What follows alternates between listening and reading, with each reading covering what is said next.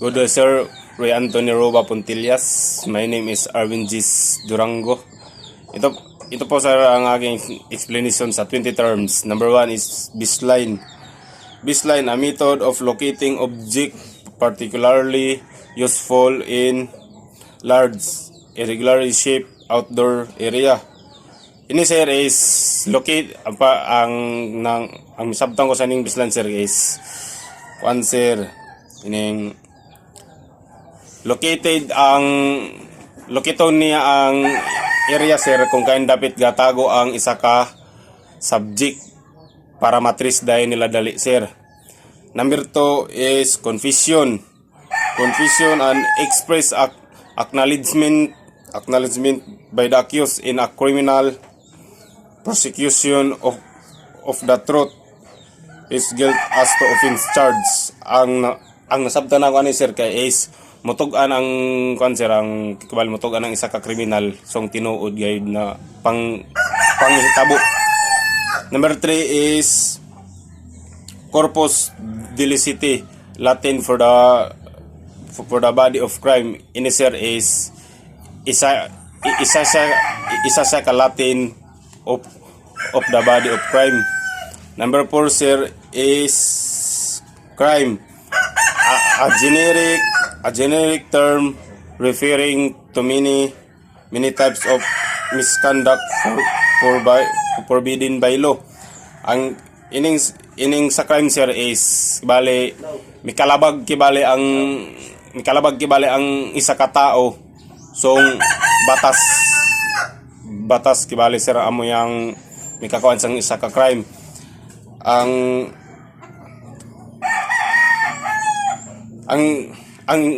ikalama sir is crime scene, a venue or place where the alleged crime incident event has been committed.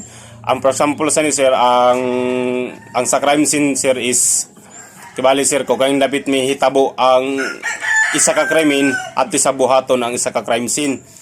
Number 6 is criminal, a person who is convicted by final judgmental. Ang criminal sir is kining ang nakasabtong sa criminal sir is nakasala siya sa tuang lugar o nakabot sa krimen. Number 8 sir is criminalis, the officer responsible for recording a crime scene and recognize and preserving physical evidence. Ang criminalis sir is kibali ang isa ka police officer sir is responsible gid nila sir mokuha og mga record sa crime scene kay para i-recognize nila bilang isa ka ebidensya. Nakakamatuod na ang isa ka kriminal ay nakakabuhat og krimen. Ang number 9 sir is criminal investigator, a well-trained, disciplined and experienced professional in the field of criminal investigation. Ang ining criminal investigation sir is magkuan sila song isa ka investiga nakakamatuod na ang isa ka suspect is mikabuhat song krimen para himuon nila ang investigation. Ang sunod sir is number 10 is criminal law, one that defines crime straight of their nature and provides for their punishment. Ang criminal law sir is ga-define siya sung unsa ka krimen ang nabuhat sa isa ka tao, provide to the nature, provide para makuha nila kung unsay punishment ani o bugat ba siya o dili ang nabuhat na krimen. Ang number 11 sir is crime scene, the geographical area where the crime was committed. Ang crime scene sir is adto kibali geographical area where the crime was committed. Kibali sir is kung kain dapat ni buhat kibali ang isa ka krimen kung asa dapat ni buhat ang isa ka krimen sir amo ni ang sa crime scene.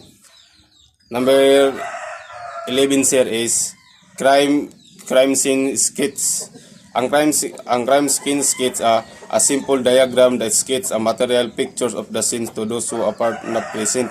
Ang for example ang sa crime scene skits is magbuhat og diagram ang isa ka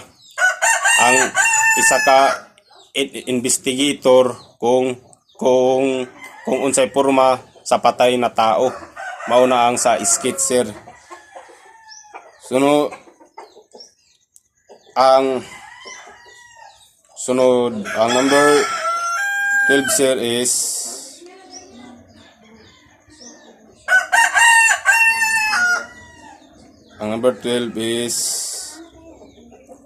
rad skits sir. Ang rad skits is the first pencil drawn outline of the scenes and the location of object and evidence maintained as outline. Ang rad skits sir is a drawing outline of sa isa ka krimen sir kung asa dapat na lugar sa object para ang sa evidence niya sir isa gapon sa ka evidence. Sunod is ang number 13 sir is DNA profiling. And DNA profiling is also called DNA testing or DNA typing or genetic fingerprinting. Is a technique employed by a forensic scientist to assist in the identification of individuals by their respective DNA profiles. Ang sa DNA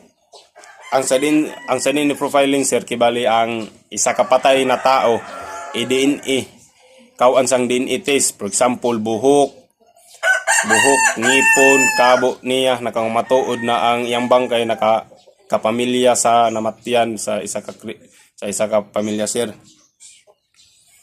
Ang sa DNA fingerprinting sub sir is ang number 13 sir is DNA fingerprinting is a test to identify and evaluate for the genetic information called DNA. Ang sa fingerprinting sir sa kamot na makuha sa isa ka patay sa tao na kamatuod na siya gining namatay. Ang number 14 sir is admission any statement of fact made by a party which against its interests or unfavorable to the conclusion for which is contains or inconsistent with the facts alleged by him. Ang sa kuang kibali sir sa admission niya sir is kini ang nasabtan ako sir is ubuhat og statement ang isa ka tao para kuan sa o interest o conclusion facts o alignment against para matinuod gayud na iyan ang gabuhat song isa ka krimen. Ang number 15 sir is automated fingerprinting identification system. AFIS is a biometric identification ID methodology that uses digital imaging technology to obtain, store, and analyze fingerprint data. Ang AFIS sir is automated siya sir sa fingerprint na identify niya ang isa ka tao sa isa ka system to biometric makuha sa biometric para ma-identify ang isa ka patay na tao. Sunod sir is number 16 amateur intermittent offender. These types of robbers view themselves as lifetime robber robbers and commits infrequent robbery offenses of 10 recklessness. Ang nasabtan ako sir sa amateur intermediate offender sir is the isa gyapon sa sir sa mga robbery sir na kwan sir ning type ko sa robbery sir with beauty and lifetime robbers and commits infrequent robbery offenses of 10 recklessness. Ang number 17 sir is armed robbery. This involves the use of weapons such as a firearm, a knife, or other dangerous weapon. Ang armed robbery sir is may involve ang isa ka firearm bali isa ka ang armas o kutsilyo o mga other na mga kanang lain na makakuan sa mga tao sir na may kuan gapon sa robbery, knife, armas, kining ludyo, kung unsa pa diha sir, etc. Sunod sir is ang number 17 sir is animus lucradi means intent to gain in robbery. Ining animus lucradi sir means intent yang kuanan mo siyang bali ang intent sir is yang kuanan mo ang sa katao pagpatay, yang aksyonan mo pagpatay amo yang intent robbery sir. Number 18 sir is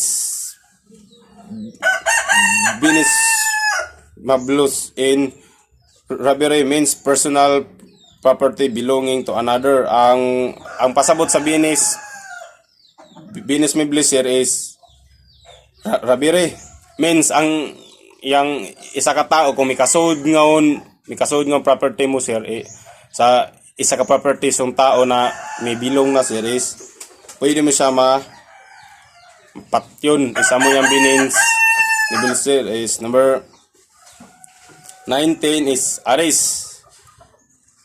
The legal taking of a person into a custody in order that he may be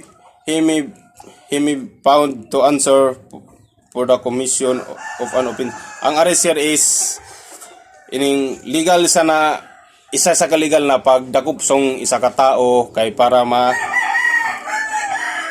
isa sa legal sa pagdakop sa isa ka tao kay kadong sa nga to custody kay para interviewon kung tinuod bagoyod na mibuhat niya na krimen.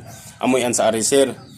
Ang number 20 sir is arrest warrant, an order in writing issue in the name of the Philippines commanding or directing a peace officer to arrest the person described therein and brings it before the court. Ang arrest warrant sir is order iyan gikan kibali sa Philippines o commanding is to directing to the peace order kay sila ang mudakop song sa katao para describe nila para madanga to court.